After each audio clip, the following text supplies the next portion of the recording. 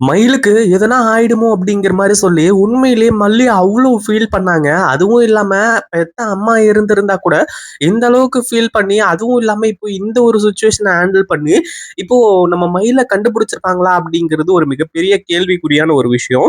ஆனா அதே சமயத்துல நம்ம மல்லி, விஜய் இவங்க எல்லாருமே மாஸ் காட்டுனது மட்டும் இல்லாம, இப்போ கடைசியா என்ன ஆச்சு அப்படின்னு பார்த்தீங்கன்னா, மயில் இருக்கக்கூடிய இடத்துல மாஸ் என்ட்ரி குடுத்துட்டாங்க. அதாவது தினேஷ அடிச்சு விசாரிக்கும்போது, தினேஷ் கிட்ட இருந்து ஏற்கனவே மயில் தப்பிச்சு போயிட்டா அப்படிங்கிற ஒரு விஷயம் தெரிய வந்துச்சு. பட் இருந்தாலும் எங்க போனா, என்ன ஆனா அப்படிங்கிற மாரி தெரியாம இருந்துச்சு.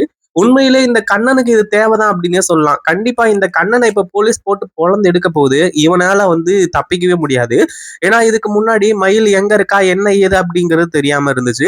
இப்போ கண்ணன் தான் வந்து மயில கடத்திருக்கா அப்படிங்கிறதுல இருந்து இப்போ மயில் இருக்கக்கூடிய இடத்துல மாஸ் என்ட்ரி குடுத்து கண்ணனையும் வந்து பார்க்க ஆரம்பிச்சுட்டாங்க. இப்போ கண்ணனுக்கு என்ன பண்றது, ஏது பண்றது அப்படின்னு சொல்லிட்டு ஒண்ணுமே புரியல. அதே மாதிரி இப்போ வசமா மாட்டிக்கிட்டான். இன்னொரு பக்கம் வந்து மயில எப்படியோ ஒரு வழியா காப்பாத்திட்டாங்க. அதுதான் உண்மையிலேயே ரொம்ப ரொம்ப நல்ல விஷயம் அப்படின்னே சொல்லலாம். ஆனா இது வந்து சாதாரணமா முடிஞ்சதா அப்படின்னு கேட்டீங்கன்னா கண்டிப்பா கிடையாது. இங்க ஒரு யுத்தமே நடக்குது. அதாவது மயில காப்பாத்துறதுக்காக.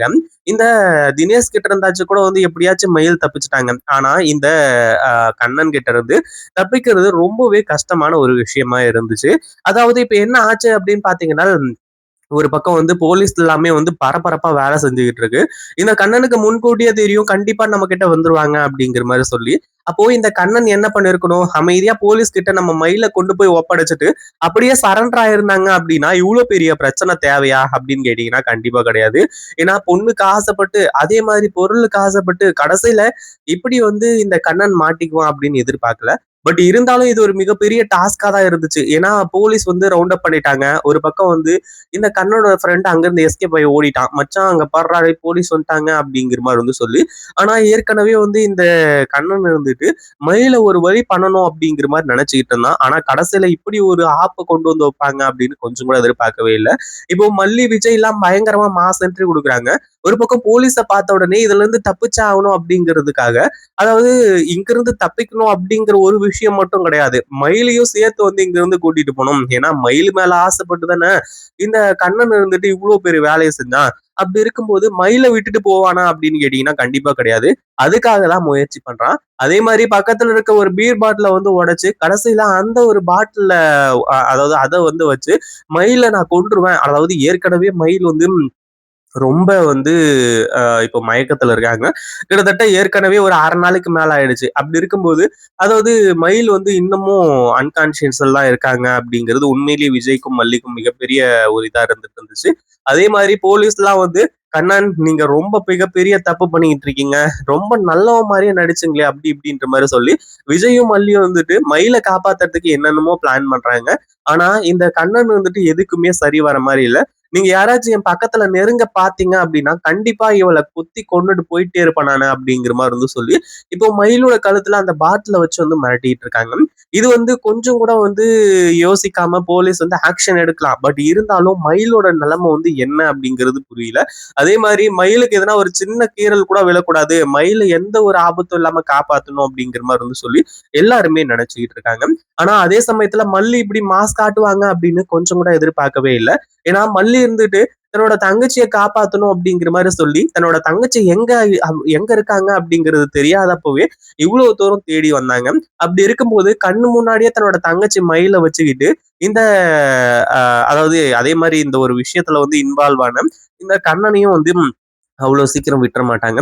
தான் கண்ணு முன்னாடி தன் தங்கச்சிக்கு எந்த ஒரு ஆபத்தும் வரவிட மாட்டேன் அப்படிங்கிற மாரி வந்து சொல்லி, கடைசியில சுத்திட்டு போயி நம்ம மல்லி இருந்துட்டு, இப்போ அவனோட மண்டையிலேயே ஒரு கட்டைய எடுத்து படார் படார்ன்னு வந்து போட ஆரம்பிச்சுறாங்க. இப்போ இந்த கண்ணனுக்கு என்ன பண்றதுன்னு தெரியல. அதுவும் இல்லாம தலைய புடிச்சுக்கிட்டு, "ஐயோ! அம்மா எனக்கு வலிக்குதே" அப்படிங்கிற மாரி வந்து சொல்லி, அங்கேயே வந்து உருண்டு பெரண்ட ஆரம்பிச்சுறான். அதுக்கப்புறம் தான் போலீஸ்லாம் வந்து என்ட்ரி குடுத்து, ஒரு பக்கம் நம்ம மல்லி, விஜய் இவங்க எல்லாருமே மயில வந்து காப்பாத்துறாங்க. அதே மாரி இந்த கண்ணனையும் போட்டு அடி அடின்னு அடிச்சு வெளுத்து கட்டி, எவ்வளவு தைரியம் இருந்தா ஒரு பொண்ண கடத்திட்டு வந்து இந்த மாரி ஒரு வேலையில ஈடுபட்டுருவ. அந்த தினேஷ்க்கும் உனக்கும் என்னடா வித்தியாசம்? அப்படிங்கிற மாரி வந்து சொல்லி, அந்த கண்ணன போட்டு பொளந்து எடுக்குறாங்க. ஒரு பக்கம் மல்லிக்கெல்லாம் செம்ம கோவம். ஏன்னா, அதாவது இவன் வந்து தப்பு பண்ணது கூட பிரச்சனை கிடையாது. ஆனா போலீஸ்லாம் விசாரிக்கும்போது, பட்டையெல்லாம் போட்டுக்கிட்டு நல்லவன் மாதிரியே வந்து, ஆமா இங்க இந்த தினேஷ் வந்து ரொம்ப கெட்டவன். அவன பத்தி தெரிஞ்சுதான் இந்த பொண்ண காப்பாத்தலாம் அப்படிங்கிறதுக்காக நான் தான் நம்பர் எழுதி குடுத்தேன். அப்படி இப்படிங்கிற மாரி வந்து சொல்லி இந்த கேஸ திசை திருப்புறதுக்காக வந்து பார்த்தா இல்லையா? அதாவது அவன் அவ்ளோ நல்லவன் மாரி பேசினான் இல்லையா? அந்த ஒரு விஷயத்த வந்து உண்மையிலேயே நம்ம மல்லியால ஏத்துக்கவே முடியல. அதுக்காக கையில வச்சிருக்க கட்டைய எடுத்து இன்னும் 4 போட ஆரம்பிச்சுறாங்க. ஏன்னா இந்த கண்ணன் பண்ண வேலை அந்த மாதிரி. உண்மையிலேயே வந்து காப்பாத்துறதுக்காக முயற்சி பண்ணியிருந்தா அப்படின்னா, உனக்கு அவார்டு குடுத்துருப்பாங்க. ஆனா நீ என்னடான்னா, அந்த தினேஷ் கிட்ட இருந்து என் தங்கச்சிய காப்பாத்துறேங்கிற பேர்ல, நீ உன்னோட ஆசைக்கு வந்து அனுபவிச்சுக்கணும்னு நெனச்சியா? அதே மாரி உன்ன மாரி ஆளுங்கள சும்மா விடக்கூடாது அப்படிங்கிற மாரி வந்து சொல்லி உண்டு இல்லன்னு பண்ணிட்டு இருக்காங்க. ஏற்கனவே இந்த தினேஷையும், தினேஷோட ஃப்ரெண்ட்ஸையும் வந்து அரெஸ்ட் பண்ணிட்டாங்க. இன்னொரு பக்கம் இந்த கண்ணனையும் இப்போ வந்து அரெஸ்ட் பண்ணிட்டாங்க. அதுவும் இல்லாம இப்போ இந்த கண்ணன் தான் வந்து இந்த தினேஷோட எல்லா பிளானுக்கும் வந்து இது பண்ணது. ஏன்னா ஏற்கனவே வந்து இல்லன்னா அந்த மயிலோட கதைய முடிச்சிருப்பாங்க. மயில கொண்டு போய் எதனா ஒரு இடத்துல வித்திருப்பாங்க. அப்படி இருக்கும்போது இந்த கண்ணன் மேல பயங்கரமான ஒரு கோவத்துல இருக்காங்க. கண்ணனுக்கு இது எல்லாமே தேவைதான் அப்படின்னே சொல்லலாம். அதே மாதிரி இப்போ நம்ம மல்லி எல்லாம் வந்து இப்போ தண்ணி தெளிச்சு அதே மாதிரி வந்து நம்ம மயில வந்து எழுப்ப ஆரம்பிச்சுறாங்க. மயில் இருந்துட்டு எந்திரிச்ச உடனே பயங்கரமா ஐயோ அம்மான்னு கதறாங்க. ஏன்னா அவங்களோட மனசுக்குள்ள அவ்வளோ வந்து கதறல்கள் இருக்கு. எங்க வந்து தன்னோட வாழ்க்கை நாசம் போயிடுமோ அப்படிங்கிற மாதிரி வந்து சொல்லி ஏற்கனவே மயில் இருந்துட்டு ரொம்ப வந்து கதறிட்டு இருந்தாங்க.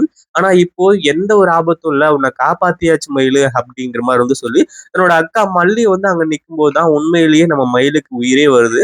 இத பத்தி நீங்க என்ன நினைக்கிறீங்க? அந்த வீடியோ பிடிச்சிருந்தா லைக் பண்ணுங்க, ஷேர் பண்ணுங்க. இப்போதான் நம்ம சேனலுக்கு ஃபர்ஸ்ட் டைம் வரீங்க அப்படின்னா கீழ இருக்க சப்ஸ்கிரைப் பட்டனை பிரஸ் பண்ணிக்கோங்க.